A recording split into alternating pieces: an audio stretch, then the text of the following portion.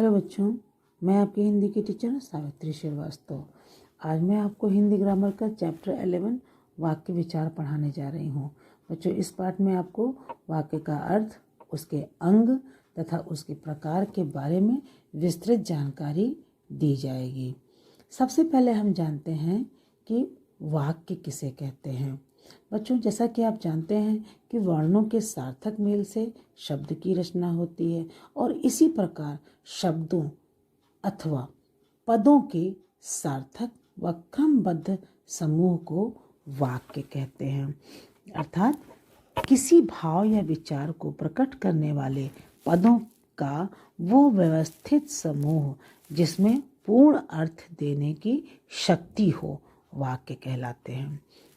यानी शब्दों का जो क्रमबद्ध समूह होता है उनका सार्थक मेल होना चाहिए, जिससे किसी भाव या विचार प्रकट हो रहा हो तो उसे हम वाक्य की श्रेणी में रखते हैं।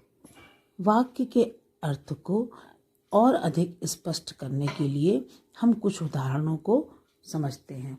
मैं पिताजी को पत्र लिख रहा हूँ। गीता खो खो खेल रही है। हमें खूब परिश्रम करना चाहिए। हमें अच्छे संस्कार प्राप्त करने चाहिए। बिजली चमक रही है। तेज हवाएं चल रही हैं। ये सभी वाक्य, इनमें दो पदबंध हैं, संज्ञा और क्रियापद बंध। यानी दोनों पदबंधों से मिलकर सार्थक वाक्य की रचना होती है।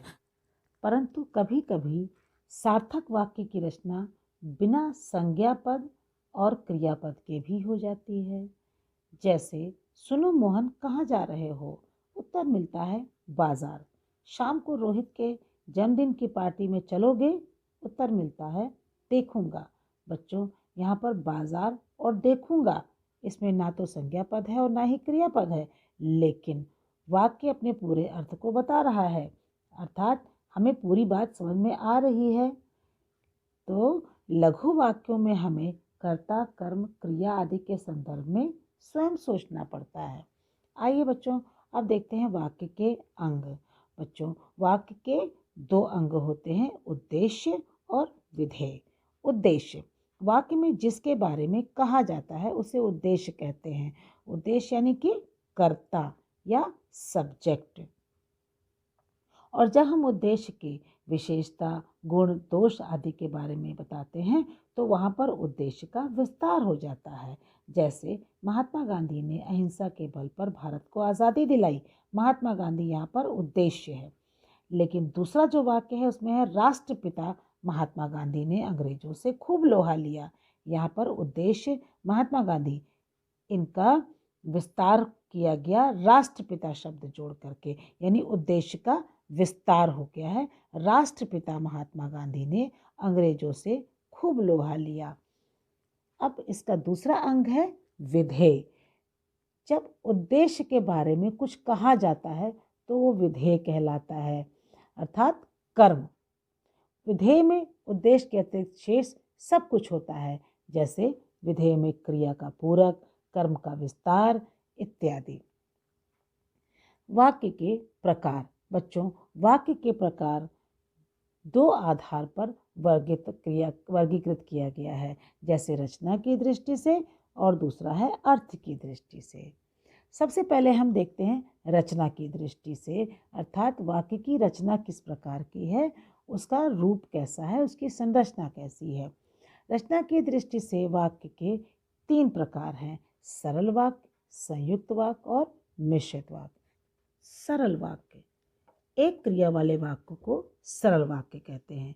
यानी इसमें उद्देश्य एक से अधिक हो सकते हैं परंतु क्रिया एक ही होती है। जैसे राकेश अपना काम कर रहा है, यहाँ पर राकेश यानी कि उद्देश्य एक है तथा क्रिया भी एक है।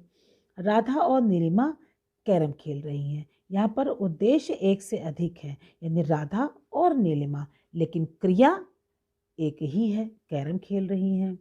इसी प्रकार पूरी कक्षा चित्र बनाने में जुटी थी। अध्यापिका के आने पर पढ़ाई आरंभ हुई। संयुक्त वाक्य, जिसमें दो या दो से अधिक सरल वाक्य जोड़े जाते हैं और किसकी सहायता से? समुच्चय बोधक अव्यय की सहायता से। यानी कि संयुक्त वाक्य के सभी वाक्य स्वतंत्र होते हैं, यानी समुच्चय बोधक अव्यय हटा भी दिया जाए तो वो वाक्य अपने स्वतंत्र रूप में ही रहेंगे, उन पर कोई प्रभाव नहीं पड़ता है। जैसे मैं 8वीं कक्षा में हूँ और मेरी बहन 5वीं में। अब मैं 8वीं कक्षा में हूँ और बहन 5वीं में, ये दो सरल वाक्य हैं जिनको और समुच्चय बोधक अव्यय से जोड़ा गया है। इसी प्रकार से उन्होंने भोजन किया और विदा हो गए। शादी की तैयारियां चल रही थी, इसलिए हमें कुछ पता ना चला। तो बच्चों, इन वाक्यों में और इसलिए समुच्चय बोधक अव्यय हैं जिनसे दो सरल वाक्यों को जोड़ा गया है। मिश्रित वाक्य, जिस वाक्य में एक वाक्य प्रधान हो तथा एक या एक से अधिक उपवाक्य हों और वे प्रधान वाक्य पर आश्रित हों, अर्थात जो उपवाक्य होते हैं वो उस प्रधान वाक्य पर आश्रित होते हैं, डिपेंड होते हैं, ऐसे वाक्य मिश्रित वाक्य कहलाते हैं। जैसे अध्यापिका ने कहा कि इस वर्ष छुट्टियां केवल 1 सप्ताह की होंगी। दूसरा उदाहरण है, मुझे मालूम नहीं कि उसका घर कहाँ है। कोई कुछ मांगे तो वो मना नहीं करता। इसमें एक वो प्रधान वाक्य है तथा दूसरा उसके ऊपर आश्रित है। इसी प्रकार से तीनों भेदों को एक एक उदाहरण देकर के फिर से समझाया गया है। जैसे सुनील खेल रहा है, सरल वाक्य है। सुनील पढ़ रहा है और उसकी बहन खेल रही है, ये संयुक्त वाक्य है क्योंकि उसको और समुच्चय बोधक अव्यय से जोड़ा गया है।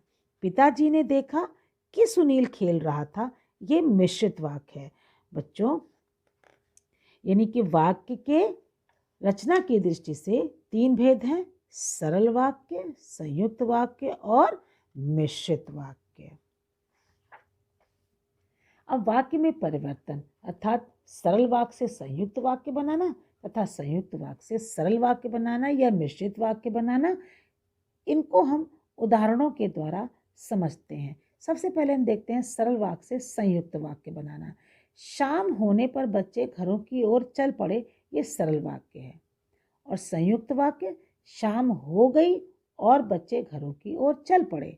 यहाँ पर और समुच्चय बोधक अव्यय है जिसकी सहायता से सरल वाक्यों को जोड़ा गया है। इसी प्रकार से संयुक्त वाक्य से सरल वाक्य, पुलिस ने गोली चलाई और चोर भाग खड़े हुए, ये संयुक्त वाक्य। इसको सरल वाक्य बनाने के लिए ये कहा गया है कि पुलिस के गोली चलाते ही चोर भाग खड़े हुए। सरल वाक्य से मिश्रित वाक्य बनाना, सरल से मिश्रित वाक्य बनाते समय हमें सरल वाक्य के 2 वाक्य बनाए जाते हैं और उन्हें जो, जब, जहाँ, जिन्हें, कि, क्योंकि आदि योजकों से जोड़ दिया जाता है। जैसे पिताजी से अनुमति लेकर हम पिकनिक पर जाएंगे, ये सरल वाक्य है, लेकिन जब इसको मिश्रित वाक्य बनाया गया तो इसमें इस तरह के योजक शब्द जोड़ दिए गए, जो, जब, जहाँ, जिन्हें, की, तभी। जैसे जब पिताजी अनुमति देंगे तभी हम पिकनिक पर जाएंगे, तो जब और तभी योजक से इन वाक्यों को जोड़ दिया गया।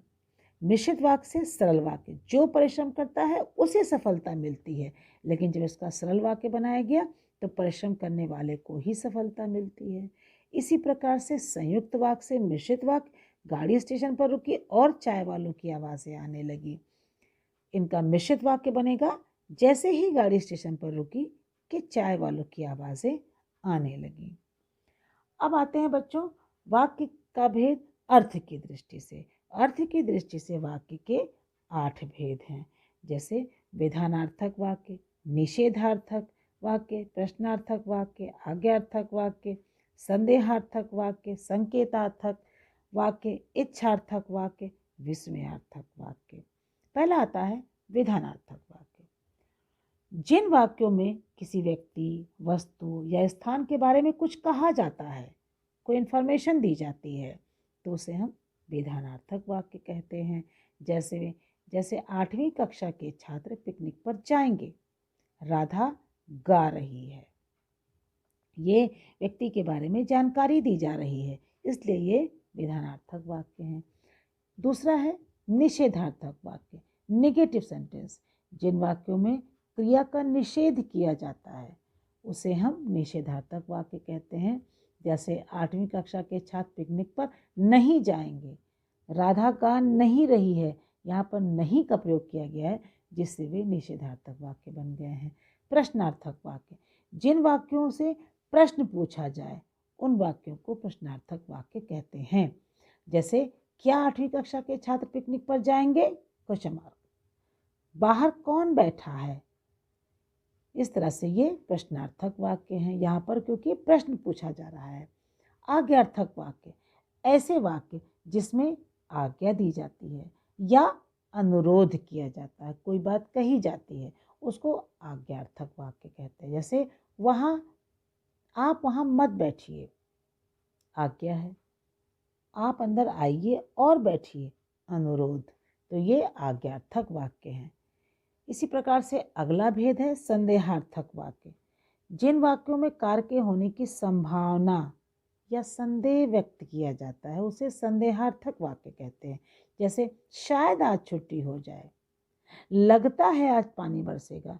इन दोनों ही वाक्यों में कार्य के होने की संभावना व्यक्त की जा रही है या संदेह व्यक्त किया जा रहा है, तो ये संदेहार्थक वाक्य कहलाते हैं।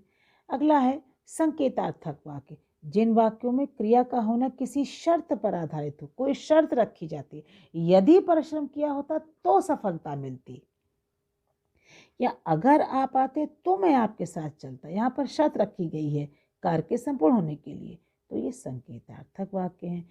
इच्छार्थक वाक्य, जिन वाक्यों में कोई इच्छा, आशा, शुभकामना का भाव व्यक्त किया जाए उन्हें हम इच्छार्थक वाक्य कहते हैं। जैसे भगवान करे आपको सफलता मिले, शुभ यात्रा, इसमें देखिए मन की कोई इच्छा या आशा या शुभकामना व्यक्त की जा रही है। विस्मयार्थक वाक्य, जिन वाक्यों में विस्मय, प्रसन्नता, दुख, शोक, घृणा आदि के भाव व्यक्त किए जाते हैं उन्हें हम विस्मयार्थक वाक्य कहते हैं। जैसे आहा कितना सुंदर दृश्य, यहाँ पर हर्ष के भाव व्यक्त किए जा रहे हैं। छी कितनी घटिया सोच है तुम्हारी, यहाँ घृणा की भावना व्यक्त की जा रही है। तो बच्चों, आज के वीडियो में आपने वाक्य का अर्थ जाना, वाक्य के अंग, वाक्य के प्रकार का अध्ययन किया। धन्यवाद।